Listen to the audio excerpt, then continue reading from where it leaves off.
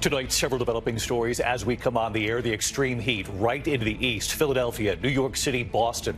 Also tonight, the first alert of the hurricane season. The tropical storm watch tonight along parts of the U.S. coast. The wildfires raging out of control in the west at this hour, and the scare in a passenger jet. The flames shooting from the engine. First tonight here, this extreme heat spreading across the country, several major cities in the east, earlier than usual and lasting for days. 80% of the country bracing for temperatures above 90 multiple days this week. And we have that first tropical storm watch tonight of the hurricane season. So Ginger Z is here. She's standing by with the forecast. Also tonight, the heat and fierce winds fueling wildfires in the west at this hour. More than a dozen fires erupting in just a matter of days. Tonight, hundreds of people forced to evacuate buildings, homes, cars, burning in just a matter of minutes.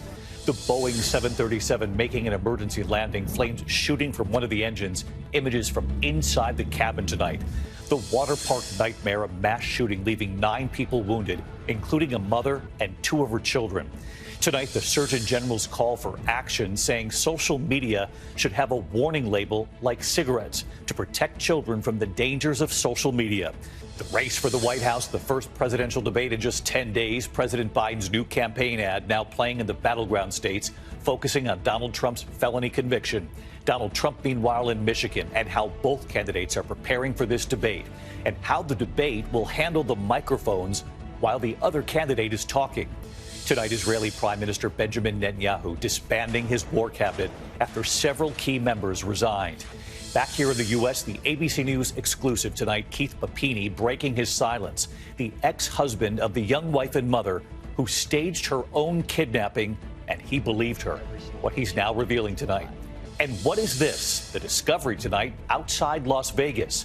Also this evening here, remembering a Seinfeld regular. And as the school year comes to a close tonight, a standing ovation you don't want to miss. America Strong. From ABC News World Headquarters in New York, this is World News Tonight with David Muir. Good evening, and it's great to start another week with all of you at home. We begin tonight with this extreme and dangerous heat for much of the country, one of the earliest heat waves in years. 270 million Americans, more than 80% of the country, will see temperatures above 90 for multiple days this week. It's moving right into the east, Philadelphia, New York City, and Boston. Parts of the Midwest, the Great Lakes, and now parts of the Northeast could see these temperatures of 95-plus degrees for 5 days straight. It could be the hottest stretch for much of this country in 30 years. And in the west tonight, California firefighters battling wildfires just north of Los Angeles. At this hour, the largest of these fires, the Post Fire, it's about 50 miles north of Los Angeles. In Northern California, meanwhile, outside San Francisco, the Point Fire burning dangerously close to homes near Lake Sonoma. Hundreds of firefighters on the front lines battling these flames from the ground and, as you can see, from the air as well. Chief Meteorologist Ginger Z is here timing the heat, this fire emergency as well. And tonight, a new tropical storm watch. This is the first alert of the hurricane season, now affecting parts of the U.S. coast. So let's get right to Ginger tonight. Here we go, Ginger. Yes, here we go with a lot of headlines. David, let's start with that heat, because a lot of people will say, oh, come on, this is just summer. No, I mean, parts of New England could see their all-time hottest temperatures, meaning of any month, hotter than it's ever been since records began in the late 1800s, in even July or August. But here we are in mid to late June. So there are the heat advisories, the excessive heat warnings, Fort Wayne and Detroit, and then excessive heat watch, Philadelphia up to Maine. That's more like Thursday into Friday when we see the heart of the heat move there. But this dome of high pressure is not going to move much. Pittsburgh could see their hottest 5-day stretch on record. Numbers like Detroit in the mid-90s, and of course it'll feel even hotter than that. And it's all about the overnight lows. That's why the National Weather Service offices have come together and put out this extreme risk for the long duration, but also we don't cool down overnight. If you don't have a way to cool your body down, that's where it gets problematic. Heat still the #1 killer when it comes to weather. Then I want you to look at Texas, because Houston, for example, more than a foot above average already with rainfall. We've got this new potential tropical cyclone that could become Alberto. Either way, it's bringing a lot of rain and a tropical storm watch there in Texas. David. We're tracking it all, and it is only mid-June, as you point out. Ginger, thank you. We'll see you in the morning.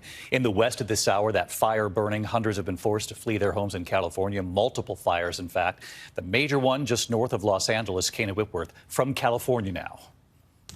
Tonight, wind-driven wildfires scorching thousands of acres and forcing evacuations across California. Red flag warnings up for much of the state. North of Los Angeles, the Post fire burning more than 15,000 acres since Saturday.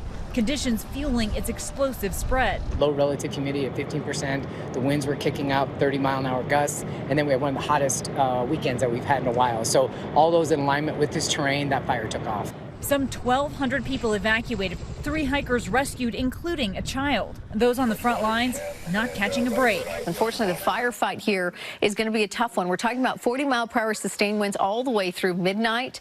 The air attack on this fire is crucial, but because it's so windy, not all helicopters can be in the air right now. That's why something like this, a sky crane, is so important. It's using a snorkel to draw water out of the lake.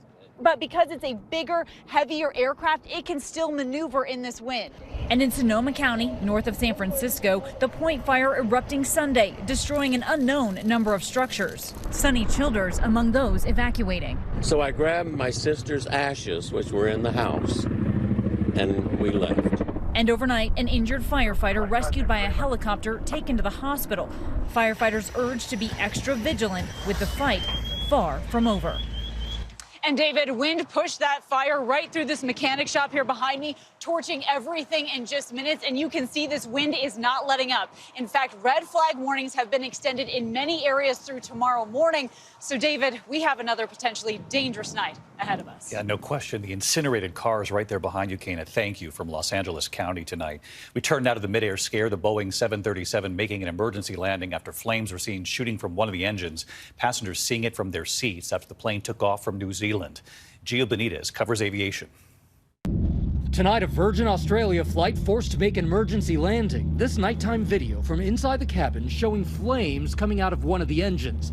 The Boeing 737 had just taken off from Queenstown, New Zealand, and was headed for Melbourne, Australia, with 73 passengers and crew on board. But Queenstown Airport saying the flight experienced an issue just after takeoff and was diverted to a nearby airport. What's happening? Witnesses on the ground capturing video showing the fire. Virgin Australia saying the flight landed safely following a possible bird strike, and the aircraft was met by emergency services.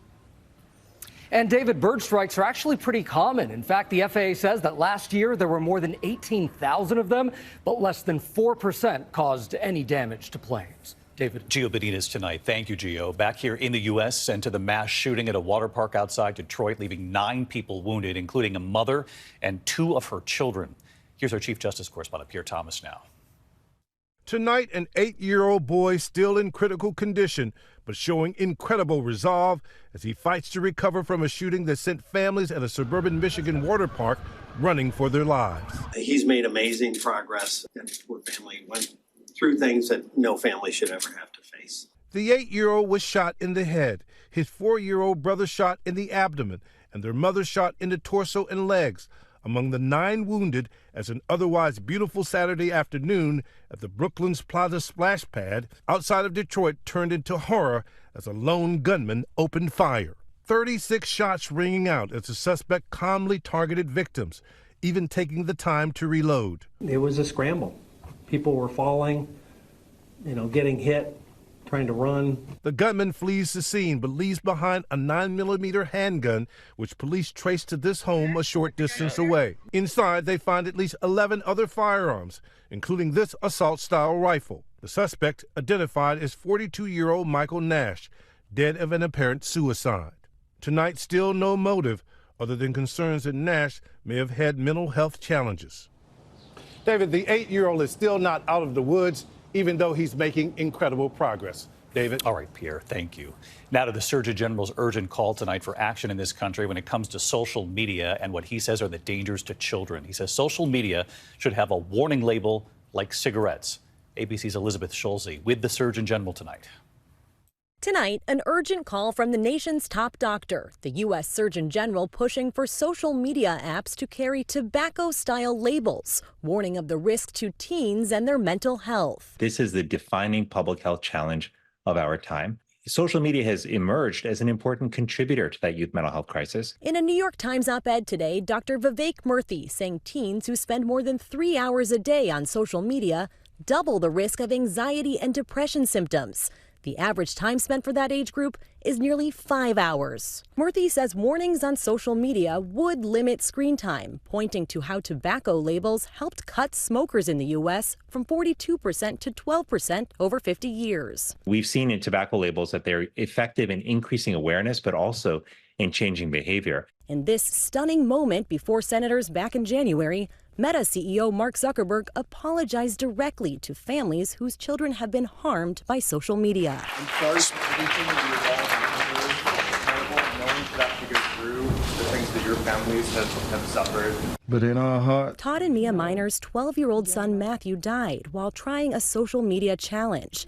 They want more than an apology. It's our job to keep kids safe, but it's also our job to make sure that these regulations are put in place to keep kids safe. If milk wasn't regulated, they take it off the market. If something else caused illness, they take it off the market. David, those new social media warning labels would need to be approved by Congress, which has yet to pass any legislation to do that. David. Elizabeth Schulze with us as well tonight. Thanks, Elizabeth.